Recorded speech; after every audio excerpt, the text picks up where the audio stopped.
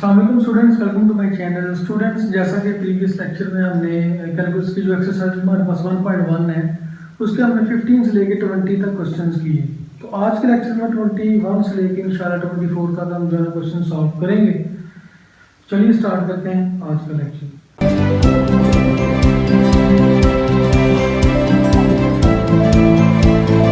जी तो students, question number 21 जो है ना उसने हमें दिया हुआ function y is equal to x plus 3 over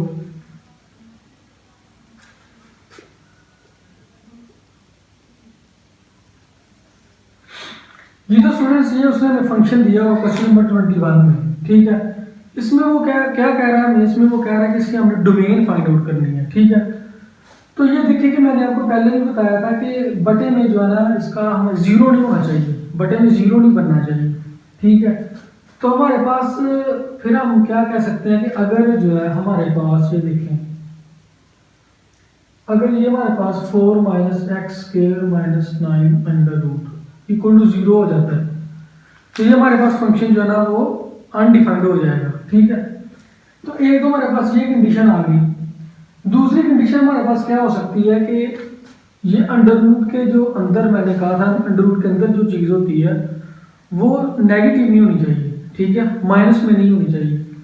तो फिर दूसरी कंडीशन हम क्या बोलेंगे कि x square minus 9 greater or equal to 0। ये जो अंडर रूट के नीचे ये चीज़ हमारे पास या तो 0 होनी चाहिए या 0 से ग्रेटर होनी चाहिए, 0 से लेस नहीं होनी चाहिए, नेगेटिव नहीं होनी चाहिए। ठीक है, क्योंकि अंडर रूट के अंदर जब नेगेटिव आ जाएगा तो वो योटा वाली फॉर्म बन जाएगी, कम्प्लेक्स नंबर आ जाएगा। ठीक है, तो जो हमारी डोमेन में शामिल नहीं होगा। तो ये हमारे पास दो कंडीशंस बन गई हैं। अगर वैसे जनरली तौर पर हम देखें कि अगर हम यहाँ पे x की जगह पे कौन सी वैल्यू पुट करें तो हमारे पास ये नीचे 0 बन जाता है। तो ये देखें, हम खुद से अंदाजा लगा सकते हैं। अगर हम x की जगह पे 5 पुट करते हैं तो 5 का स्क्वायर 25, 25 माइनस 9 16, 16 का under root 4, 4 minus 4 equal to 0। यानी कि अगर हम x की जगह पे 5 या फिर -5 का स्क्वायर भी 25 ही होगा। अगर हम x की जगह पे 5 या -5 पुट करते हैं तो हमारे पास बटे में 0 बन जाएगा। तो फिर इसका क्या मतलब होगा कि x हमारे पास क्या बन रहा है जी, प्लस का 5 या फिर माइनस का 5। तो ये हम यहाँ पे पुट नहीं कर सकते, मतलब कि ये चीज़ डोमेन में नहीं आएगी, क्योंकि ये अगर ये चीज़ हम डोमेन में यहाँ पे x की जगह पे पुट करते हैं तो फंक्शन अनडिफाइंड हो जाता है। ठीक है, एक चीज़ ये हो गई, ये जो फर्स्ट कंडीशन थी। अब अगर हम सेकंड कंडीशन की बात करें तो x square minus 9 greater or equal to 0। अब ये ग्रेटर आर इक्वल टू 0 कब होगा? ये तब होगा जब हम यहाँ पे x की वैल्यू अगर 3 लेते हैं तो 3 का square 9, 9 minus 9 0, 4 minus 0 equal to 4, या फिर -3 लेकर चेक कर लेते हैं। -3 लेने फिर भी वही हमारे पास आंसर आएगा। यानी कि हमारे पास अगर x की वैल्यू 3 और -3 होती है तो तब ये हमारे पास जो है ग्रेटर आर इक्वल टू 0 आ जाएगा। ठीक है, यानी कि ये चीज़ हमारे पास डोमेन में शामिल है, लेकिन ये चीज़ हमारे पास डोमेन में शामिल नहीं है। इसको हम जरा दूसरे तरीके से हम करके चेक करते हैं। पहले हम इसको ले लेते हैं, फर्स्ट फंक्शन को ले लेते हैं, इस चीज़ को 4 minus x square minus 9 under root equal to 0। आप लोग यहाँ पे इसको इस तरह लिख सकते हैं, x square minus 9 under root equal to 4। अब इसका अगर हम स्क्वायर लें, x square minus 9 equal to 16। अब 16 इधर ले आते हैं, x square minus 9 minus 16 equal to 0, x square minus 25 equal to 0, x plus 5 x minus 5 equal to 0। इसको इस तरह लिख सकते हैं। तो ये हमारे पास वही चीज़ आ गई है कि x is equal two plus minus 5। एक दफ़ा x इज इक्वल टू -5 और ये x इज इक्वल टू 5, यानी कि x is equal two plus minus 5। तो ये चीज़ डोमेन में इंक्लूड हम नहीं कर सकते। क्यों? क्योंकि अगर हम 5 या -5 यहाँ पे पुट करें तो ये फंक्शन हमारे पास 0 बन जाएगा। ठीक है, तो ये चीज़ फिर हम डोमेन में शामिल इसको नहीं करेंगे। ठीक है, ये पहली चीज़ थी हमारे पास। अब दूसरी चीज़ हमारे पास ये है x square minus 9 greater or equal to 0। ये जो चीज़ हमारे पास जो अंडर रूट में है ये 0 से ज़्यादा ग्रेटर होनी चाहिए या फिर 0 के इक्वल होनी चाहिए। अगर 0 से लेस होगी, माइनस में होगी, तो ये फंक्शन जो है ना कम्प्लेक्स नंबर बन जाएगा। तो इसको हम इस तरह लिख सकते हैं x plus 3 x minus 3 greater or equal to 0। ठीक है, तो वही चीज़ हमारे पास बन जाएगी कि x हमारे पास क्या आ जाएगा प्लस माइनस 3। तो मतलब कि 3 या माइनस 3 हम यहाँ पे पुट करेंगे तो फंक्शन जो है वो अनडिफाइंड नहीं होगा। तो फिर ये चीज़ हमारे पास डोमेन में इंक्लूड है, ये चीज़ डोमेन में इंक्लूड नहीं है, ये चीज़ इंक्लूड है। तो फिर हमारे पास इसकी डोमेन क्या होगी, फिर इसकी हमारे पास डोमेन होगी, तो देखेंगे माइनस इन्फिनिटी से लेकर -5। -5 हमारे पास इंक्लूड नहीं है, इसलिए स्मॉल ब्रैकेट ओपन ब्रैकेट हमने लगा दिया यूनियन। अब क्या होगा जी, -5 से लेकर 3 तक, 3 जो है हमारे पास इंक्लूड है, -5 इंक्लूड नहीं है यूनियन। आगे क्या होगा जी, आगे होगा 3 से लेकर ये -5 से ये -3 है, इधर -3 आएगा। अब 3 से लेकर 5 तक और फिर 5 से लेकर इंफिनिटी तक। 5 इंक्लूड नहीं है, यहाँ पे भी 5 इंक्लूड नहीं है, 3 इंक्लूड है। तो ये फिर हमारी जो ना डोमेन बन गई है।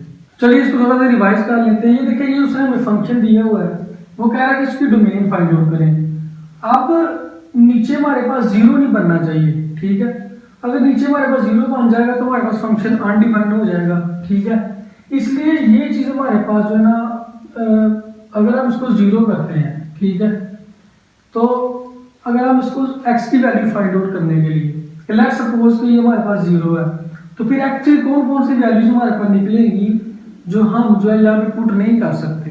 ठीक है, तो हमने फाइंड आउट की x की वैल्यू है तो +5 है और एक -5 है, तो ये दो वैल्यूज ऐसी हैं जो हम पुट करेंगे तो फंक्शन 0 हो जाएगा। ठीक है, तो फिर ये दोनों वैल्यूज डोमेन में नहीं आएगी क्योंकि फंक्शन 0 हो रहा है। और दूसरी चीज़ ये थी कि ये अंडर रूट के नीचे ये वाली चीज़ हमेशा पॉजिटिव रहनी चाहिए, नेगेटिव नहीं होनी चाहिए। अंडर रूट के जो अंदर वाली चीज़ है वो नेगेटिव नहीं होनी चाहिए। तो फिर ये 3 और -3 ऐसी वैल्यूज थी जिस पे ये नेगेटिव नहीं बनता। ठीक है, तो 3 और -3 फिर डोमेन में इंक्लूड होगा। ठीक है, तो -इन्फिनिटी से लेकर -5 इंक्लूड नहीं था, ओपन ब्रैकेट यूनियन, -5 इंक्लूड नहीं था, ओपन ब्रैकेट, और -3 तक, यहाँ तक -3 इंक्लूड है। अब आगे कहाँ से स्टार्ट होगा, आगे 3 से स्टार्ट होगा, 3 से 5 तक 3 इंक्लूड है, 5 इंक्लूड नहीं है, और फिर 5 से आगे इन्फिनिटी तक, पॉजिटिव इन्फिनिटी तक, पॉजिटिव नंबर आगे। तो ये हमारे पास इसकी डोमेन होगी। ये था हमारे पास क्वेश्चन नंबर 21। तो अब आगे हमारे पास क्वेश्चन नंबर 22 है। 22 में भी सिंपल हमने जो है ना उसकी रेंज फाइंड आउट करनी है, वो एज अ होमवर्क में आपको दे रहा हूँ, आपने जो है खुद करना है। तो लिंक मैंने दिया है अपने व्हाट्सएप ग्रुप का, अगर आपको कोई क्यूरी हो तो मुझे वहाँ पे आप बता सकते हैं। उसके बाद क्वेश्चन नंबर जो है 23 हम जो है ना देखते हैं। 23 के 2 पार्ट्स दिए हुए हैं, तो हम इनका ग्राफ स्केच करना है और बताना है कि ये फंक्शन बन सकते हैं, ग्राफ ऑफ फंक्शन है या नहीं है।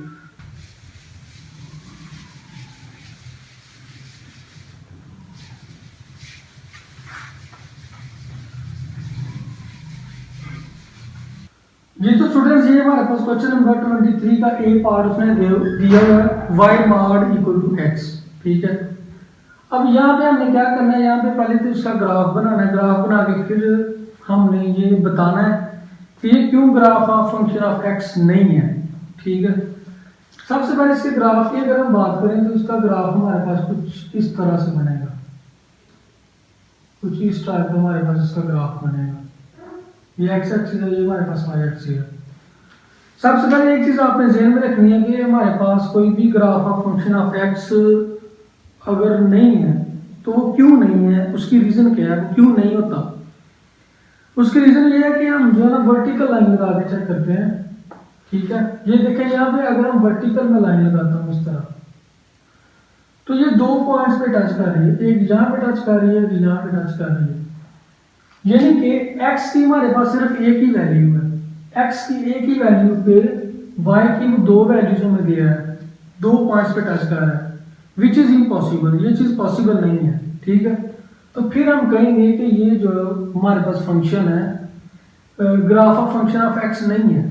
ठीक है, उसकी रीज़न क्या है कि जब हमने ये ग्राफ बनाया, हमने वर्टिकल लाइन लगाई, तो ये y की दो वैल्यूज हमारे पास आ रही है। वर्टिकल लाइन ये y एक्सिस के पैरेलल है ना, तो ये हमारे पास दो जगह पे टच कर रहा है, x की एक ही वैल्यू, तो यहाँ पे हमारे पास कोई x की वैल्यू 1 है 2 3 4, किसी भी x की वैल्यू में हमारे पास ये दो पॉइंट्स पे टच कर रहा है, दो वैल्यूज दे रहा है y की, विच इज इम्पॉसिबल, इसलिए हमारे पास graph of function of x नहीं है। अगर हम इसके b पार्ट की बात करें,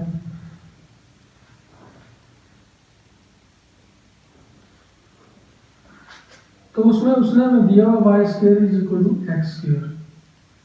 अगर हम इसके ग्राफ की बात करें तो इसका ग्राफ हमारे पास कुछ इस तरह से बनेगा, कुछ इस टाइप का होगा इसका ग्राफ हमारे पास। ठीक है, अब ये देखें यहाँ पे भी अगर हम कोई वर्टिकल लाइन लगाते हैं, अगर यहाँ पे हम कोई वर्टिकल लाइन लगा दी या यहाँ पे हम कोई वर्टिकल लाइन लगा दी, तो कोई भी वर्टिकल लाइन हम लगाते हैं तो ये दो वैल्यूज दे रहा है y की, एक यहाँ पे एक यहाँ पे, इस तरह एक यहाँ पे एक यहाँ पे, तो विच इज इम्पॉसिबल, ये चीज पॉसिबल नहीं है, इसलिए हम कहेंगे कि ये graph of function of x नहीं है। उसके बाद अगर हम क्वेश्चन नंबर 24 की बात करें, उसके लिए हमारे पास दो पार्ट्स उसने दिए हुए हैं,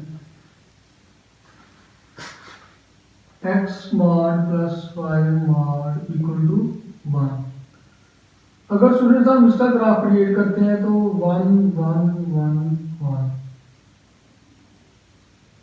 तो इसका ग्राफ हमारे पास कुछ इस तरह से बनेगा। अब ये देखें, ये हमारे पास ग्राफ बन गया। अब यहाँ पे अगर हम वर्टिकल लाइन लगा दें या यहाँ पे हम वर्टिकल लाइन लगा दें, तो फिर भी इसको y को दो जगह पे टच कर रहा है, तो विच इज इम्पॉसिबल, इसलिए ये graph of function of x नहीं होगा।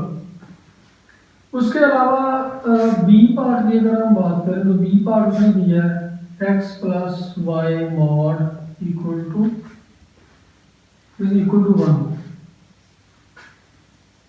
इसका ग्राफ हमारे पास कुछ इस तरह से बनेगा, इस तरह से। अब यहाँ पे भी हम अगर हम कोई भी वर्टिकल लाइन लगा के चेक करते हैं तो इसको भी दो जगह पे टच कर रहा है, इसको भी सर दो जगह पे टच कर रहा है, तो x की एक वैल्यू पे y की हमें वो दो वैल्यूज दे रहा है, विच इज इम्पॉसिबल, ये चीज हो ही नहीं सकती। तो फिर हम कहेंगे कि ये graph of function of x नहीं है। ठीक है, तो ये छोटा सा कंसेप्ट था हमारे पास कि जब भी हम कोई वर्टिकल ग्राफ है, वर्टिकल लाइन हमने लगाई है, तो x की एक वैल्यू पे हमें y की वो दो वैल्यूज दे रहा है, दो जगह पे पॉइंट्स पे टच कर रहा है, तो फिर हम क्या कहते हैं कि वो जो फंक्शन है वो graph of function of x नहीं है। यही हमारे पास रीजन थी। ये हमने क्वेश्चन नंबर 24 तक कर लिए हैं। तो अगर आपको कोई भी इस लेक्चर के हवाले से कोई क्यूरी हो, ज्वाइन माई व्हाट्सएप ग्रुप, मैंने लिंक नीचे दिया हुआ है। इंस्टाग्राम पे भी ज्वाइन कीजिए, इंस्टाग्राम का लिंक भी मैंने नीचे दिया हुआ है। तो मिलते हैं इंशाल्लाह नेक्स्ट वीडियो में, तब तक के लिए अल्लाह हाफ़िज़।